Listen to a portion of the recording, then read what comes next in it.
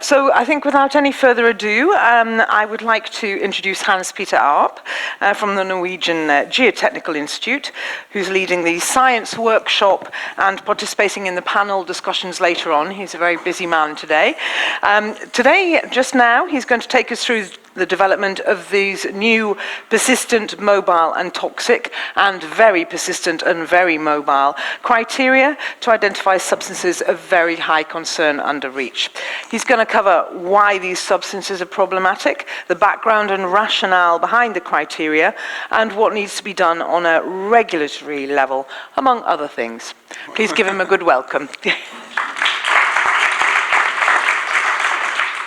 Thank you, Emila, for that very nice introduction. And I was very encouraged to find out that 5% of this audience felt that science is an important group to substitute hazardous chemicals. And I have to thank my fellow co-voters up here on the stage to get that number.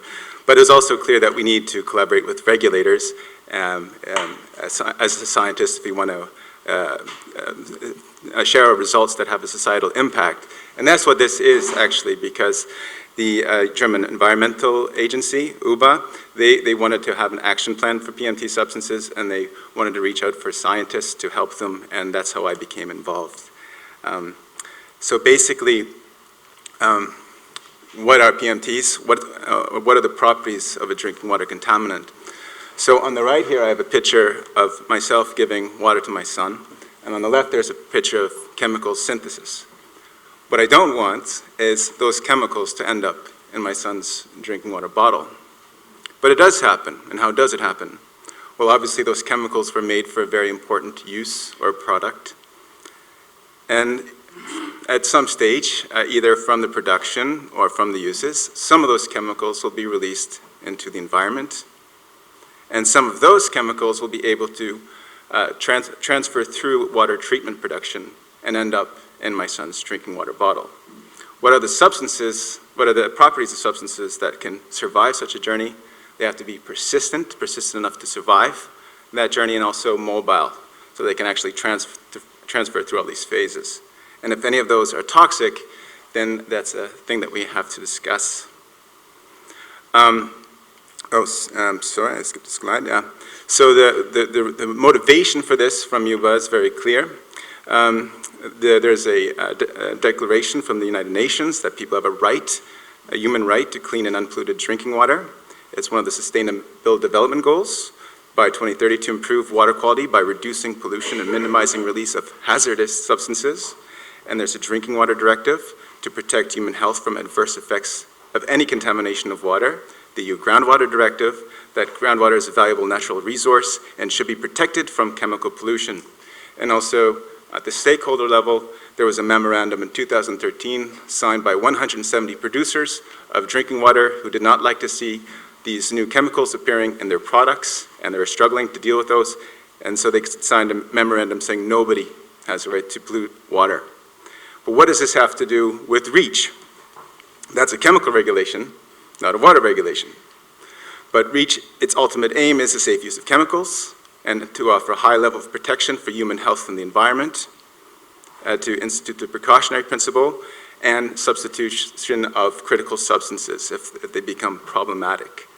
I'm sure a lot of people here know about REACH, so I'll just say part of this concern was also the fact that there are more and more chemicals being produced. We see a record number of chemicals being registered, and probably also there's more hazardous chemicals and potentially more chemicals appearing in drinking water, and we need to find some way of getting a control of these. So as part of the scientific background to the PMT criteria, we did a literature review of what are these actual chemicals that are found in drinking water and groundwater. And this comprised the various studies from 1998 and 2018. It's not every chemical ever, but it was something that we started with. And these, in total, from our review, was 333 substances that were detected in groundwater and drinking water. 43% of those were REACH registered. I mean, the others were pharmaceuticals and pesticides, but the point was there was a good deal of industrial substances appearing in drinking water. And then when we looked at the compounds that were found at the highest concentration, above a limit of 0.1 micrograms per liter, there was 159 substances at this level, and the majority of them were actually REACH registered substances. This next slide I'm not going to go too much into because it's a bit technical, but what it's trying to communicate is that some of these chemicals are extremely mobile in the environment and extremely polar, and it's actually, there's a lack of methods to actually quantify these. Traditional methods will not work, and you have to make dedicated methods and to know what to look for. And so there's a concern right now that some of the most mobile chemicals being produced by industry are so polar we don't even notice that they're in our drinking water. This is called an analytical gap. It's also called a monitoring gap, but it's also part of the motivation to be more active about identifying these substances.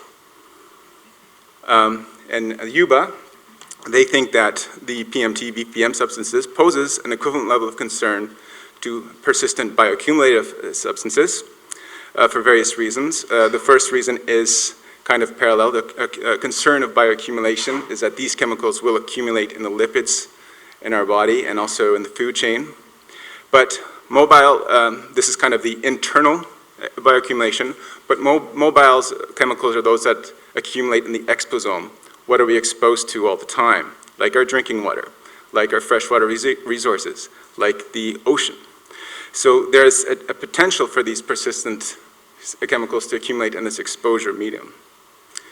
And they can also be transported through natural barriers, and as such be artificial barriers, and also many of them are extremely challenging to remediate.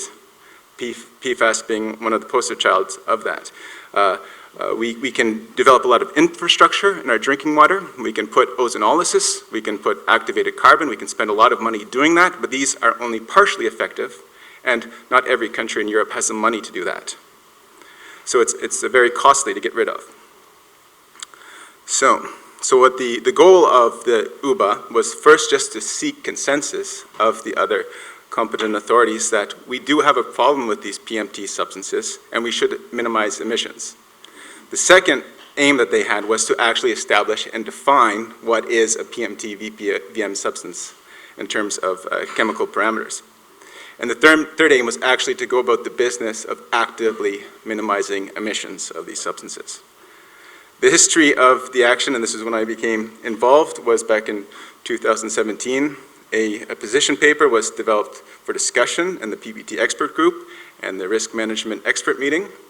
There was feedback received from that from all of Europe. The UBA produced a second version that was discussed also at a PBT and RI meeting.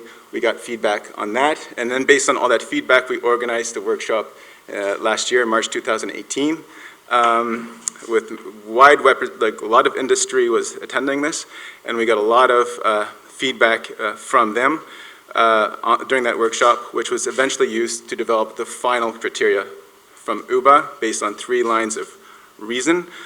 First was monitoring data, like the study I presented, modeling data, and also an impact assessment.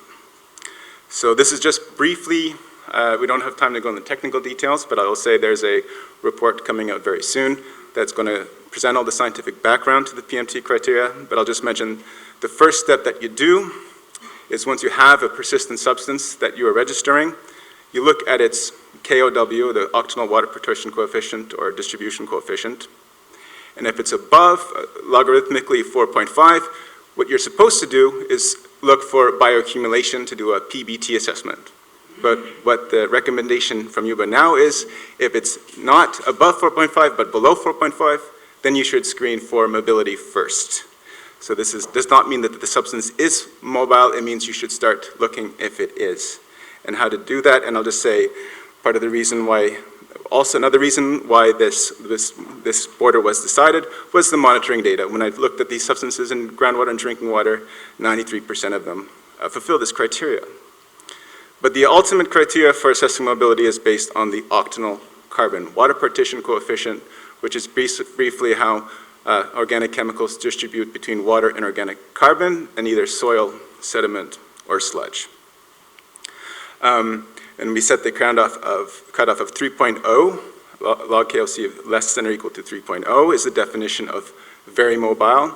And there's a lot of history in the scientific literature to this kind of cutoff being relevant for chemicals that can flow readily in groundwater.